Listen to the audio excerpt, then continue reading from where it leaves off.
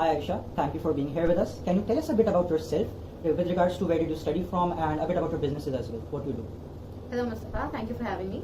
So my name is Ayesha Ismail. I did my BBA from IBA in 2017 and I have two startups. One is Confectionately Yours and the other is Wren. And at the same time I'm also working as the retail head at Misha Lakhani. Wonderful. So were you always an outgoing extroverted person as a teen or as someone in their early 20s who wanted to be their own boss? I believe that I was. I was also part of ISEC and I think that's where the extrovert part of me really shined. And yeah, I think I've always been an extrovert and I've always wanted to have my own business. Alright, so tell us a bit about Wren. So when it comes to the name Wren, it's sort of like my father is into birds a lot. So I think that's where I got it from, the idea that the logo needs to be that of a small bird. And I googled and Wren is a small bird and the name is also very small, so you know it's easy to remember. When it comes to the business, like I said, it's an online shoe store and we basically make shoes for women who are either in the university or who are office going. Alright, so tell us a bit about the shoes.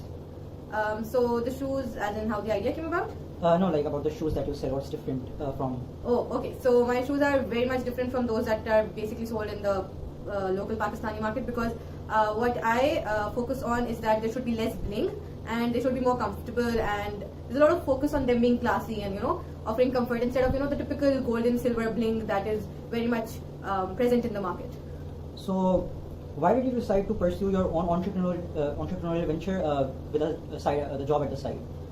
I think I've always wanted to have my own business. I come from a Maiman family, so that's something, you know, it said that it's in our blood. So I think that's the reason why I always wanted to have my own business. I've seen my father and my uncles, you know, they all have their own business, their own boss, so it gives a lot of freedom. So I think that is the reason why I wanted to do that. And having a job side by side, I think that's like a fixed source of income, so it just reduces the risk. Alright, so what type of challenges, either financial or societal, did you face when you were initially starting your venture? I did not face any financial challenges because, like I said, I come from a women family, so there was a lot of, you know, financial backing from both my parents as well as my brother. However, the societal challenge that I did face is that when, you know, you go to find karigars, you know, people who make the shoes, the manufacturers. So you can't, as a woman, you can't go there alone. So you need someone to accompany you so that, you know, the safety element is there. Right. Yeah. So that is something that I did face. Alright, so why did you choose to sell shoes? Did you plan to go for other apparel items initially, or was it just shoes? Okay, so when I started off, initially I always wanted to make shoes only. I think there were two major factors for that. The first being that I'm someone whose shoe size is not easily found in Pakistan. So I go to US every year because my brother lives over there, and I noticed that there was this trend that every time I would go to the US I would get a lot of shoes for myself because I couldn't find anything comfortable for myself. Right. And I thought that, you know, this might be the issue that is faced by other women as well. So that is why I decided to make shoes, and I like designing shoes because, like I said, I don't like the designs of shoes that are over here. The second reason for and the second thing I wanted to say is that in the future we are actually going to expand into other apparel. Right. It was not something that I had decided initially, but seeing the demand that exists in the market, I think we're going to go for that as well. Alright, so you don't go for men's shoes? No, it's only women's shoes. Right, so instead of going for targeting men, you're going into the apparel business and you're targeting women only? Yes, only women. So your demographic is the same? Yes, it remains the same. Alright, so were you always big on fashion and shoes, and was that like a key factor in opening Wren? I think yes, I was always big on fashion and shoes because before, so right now I'm working at Misha Lakhani, before that also I was working with Nidaswar. So this is the industry that I've always been in. I haven't gone to, you know, MNCs. I didn't even, when the recruitment drives were going on, I didn't even apply to them because I knew that this is not where I want to go. So the multinational dream, the corporate jobs, those didn't attract you? No, I even did my internship at GSK, but I think I did not like it over there. I thought that, you know, it's sort of, it gets a bit boring when you keep doing the same thing again and again. Fashion is very happening. So a normal job is, let's say, monotonous for you while the entrepreneurial experience? Yeah, it's exciting. Right, exactly. Alright, so how helpful was IBA in terms of education, brand name, or university in contributing to your startup?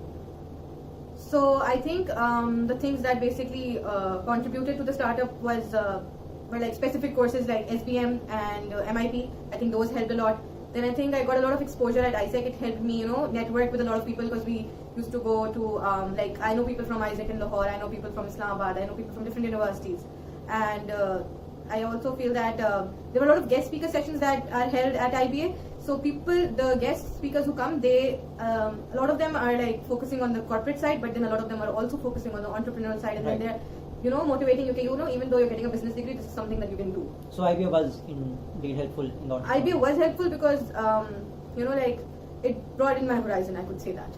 Very well. Alright. So how were you able to find the right opportunity, and how did you analyze this opportunity? So like I mentioned before, it was like a very personal thing which I translated into my business. Not being able to find my shoe size. My foot is actually bigger than the normal foot, like you could say that. So the sizes are found in US very easily, but Pakistani market was very specific about the sizes that they sold.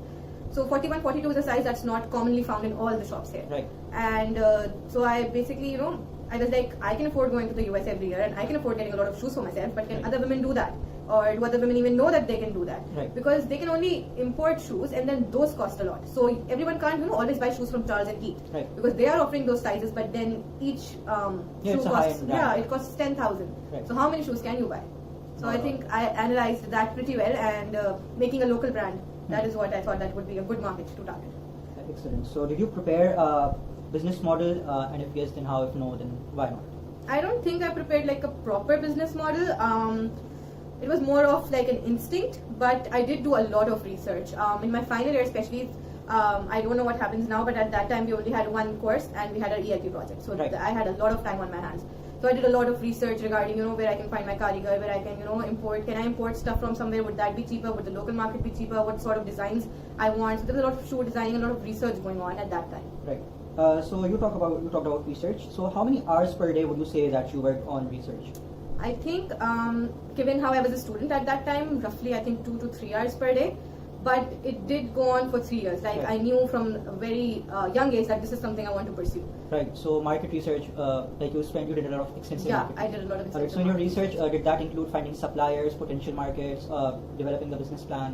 What? Okay, so my market research was initially, first thing was I needed to find good manufacturers, right? Definitely, yeah. Because that's where most of the cost comes from. So I needed to find that. I needed to see, the articles that you put on the shoes, whether I can import them, would that be cheaper? The quality good? Because local, you can find those things locally, but the quality is usually compromised. Definitely. Now, if I'm selling my shoe at a higher price than your normal shoe store, then the quality needs to be good.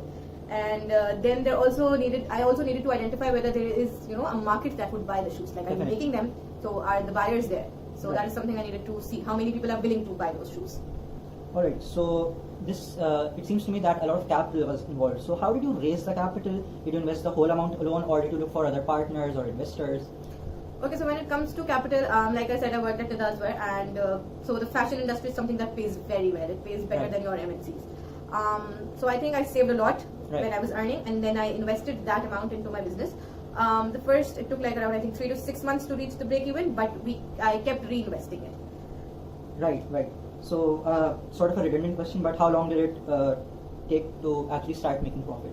So like I said, it took around 6 months to break even, and right. then I think in the 8th month finally, I could see profits which I could keep and not invest in the business. Right. So even in those 6 months, that was money that was being reinvested. So like if you weren't reinvesting, would you say that you had reached break even?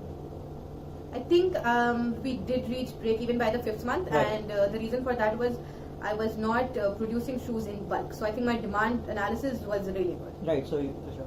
Alright, that's great. So what were the initial challenges or problems that you faced, and how did you solve these problems? I think the biggest challenge that we faced was that people used to order the shoes, and our business is sort of like, the model is based on cash on delivery. Definitely. So people would just place the orders, and when the shoes would reach them, they would not receive them. They would refuse. Yeah. And the other problem that we faced was that people were not sure of their shoe size. So, we send a shoe, they send it back to us to exchange it. Now the thing is that Wren has a policy that the exchanges are free. So the logistics cost had to be borne by us. Oh. So it increased the overall cost. Right. So how did you solve these? Okay, so for the first problem, what I did was I hired an employee whose job is to just, call everyone who places an order and confirm whether the order is confirmed or not. And right. only once the confirmation is given is, after that only we dispatch the orders. And the other problem, which was the shoe size, so when they're ordering, if they're unsure, we ask them to, name a specific brand whose shoes they wear a lot, and then we compare the size to ours. Alright, so how did your friends and family support you? And did their support have any major advantage for you? I think I've been really lucky in that sort. So my friends have been super supportive, not only in promoting my brand on social media, but also they've ordered shoes from me. So I think and worn it to places, and word of mouth. So that I think helps a lot. Right.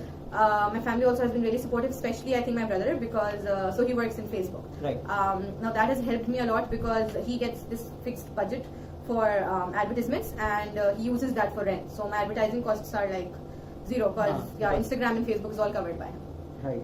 So that's great. Now, how did you deal with the legalities in terms of tax or trademarks?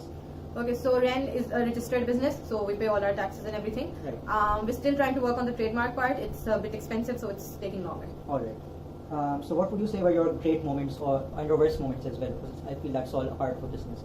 So I think, the greatest moment was when designers like Misha and Nida, they were ready to actually collaborate with me and use my shoes in their shoot. So being associated with a brand that big, I think that was a great thing, and it promoted Wren a lot because my target market basically, is women who buy these clothes. And the worst moment I think was when the rain happened last monsoon. So I live in phase 4, and everyone knows that was the phase that was worst affected by the flooding that happened. So a lot of my warehouse is actually in my house. So a lot of the shoe boxes and packaging, they were all ruined because of the rain, and some of my shoes were also damaged. So that happened. So I think that was the worst moment because I saw my hard work go to waste. Yeah, that's unfortunate. What were you say are your strengths and weaknesses of Wren? I think the strength and weakness for Wren would be the same thing, the fact that it's an online business. It's a strength because since it's online, I don't have to pay a lot of rent, and then especially when it comes to COVID, a lot of businesses were shut down, there was a lockdown and everything. Right. So it's an online business, so it didn't get affected by that. And I think during COVID, since people started purchasing a lot online, so the sales actually increased. But at the same time, I think it's a weakness as well because accessibility is low. So if you don't know about my brand, then you can't know about it until you actually, search for it. What is your current target market with reference to the demographic and the psychographic? So if you could sum it up in a small paragraph. I think it's women who are either in the last, probably doing their masters, or women who are actually going to office. So 25 to 30, SECA and probably B+. And these are women who are looking for comfortable, classy shoes. Comfortable and classy shoes. Yeah. And is that your value proposition as well, comfortable and classy shoes? Because one thing that I've noticed is that you offer a 1-year warranty, something that not a lot of other brands do. Yeah, I think comfort and class would be our value proposition because the local stores usually they use half an inch of foam padding in the shoes, but we use 1.5 to 2 inches because we know that if a woman is wearing a shoe from 9 to 5 or 9 to 6, it needs to be comfortable. Definitely. And it needs to be classy because you're wearing it to work, so it can't have a lot of bling in it. Alright, so talk about your business channels. So what do you do for online deliveries? So we basically, for delivery within Karachi, we've got tracks, and for delivery outside Karachi, we've got DHL. Alright, so what would you say are your key activities and your key partners? So when it comes to key activities, obviously it's a shoe business, so it starts with designing, then manufacturing, then packaging, then it comes to dispatching and logistics. There's a lot of social media engagement involved, so you need to keep tabs on the social media, not only in terms of confirming the orders and everything, but also to make sure that you can understand what your target market wants. So you need to keep them engaged. When it comes to partners, so obviously the karigars play a huge role because they're manufacturing them. Then we've basically recently we partnered with the Brow Bar. It's a salon, so we displayed our shoes over there. And we've also partnered with Vouch 365. Great. So what are particular risks that you have faced over time, and how did you overcome them? So there's obviously the risk of your shoe design being copied. Like I said, we don't have trademarks yet, so the shoe design can be copied very easily. Secondly, another challenge is the fact that, like I said, the cash on delivery thing is still going on, that it has reduced, but it still happens that people order shoes and then they don't take them. And I think that would be the key challenges. Do you feel that uncertainty has reduced over time? Uncertainty has definitely not reduced over time, rather it has increased because given the COVID pandemic, so my suppliers are mostly from China. So I think that that was a very big thing that happened. So do you have any concluding remarks or advice for young entrepreneurs who wish to go on with their own ventures? I would say that go with your instincts because, like I said, that what was the word? Uncertainty is increasing. So I think I've been very lucky in the fact that while I was ordering, the Chinese New Year was happening. So I knew that they're going to be busy for 2 months, at least 2 months. So I ordered in bulk. So you need to go with your instincts because that is what saved me during the pandemic. I did not face a shortage of raw material because I had ordered a lot. So I had that in bulk. Another thing that I would like to say to people who are thinking about becoming entrepreneurs is that go for it. It's a risk that you should take, because 9 to 5 jobs can be boring. I have tried that. 9 to 5 jobs sometimes are very frustrating, and while the risk is high here, so is the return. It's going to take some time, but I think, with the COVID thing, I've seen a lot of new businesses starting up, so I feel that this is something that will actually succeed in the future. Alright, great. Thank you so much. That is all my line of questioning. And again, you've been great. Thank you. Thank you.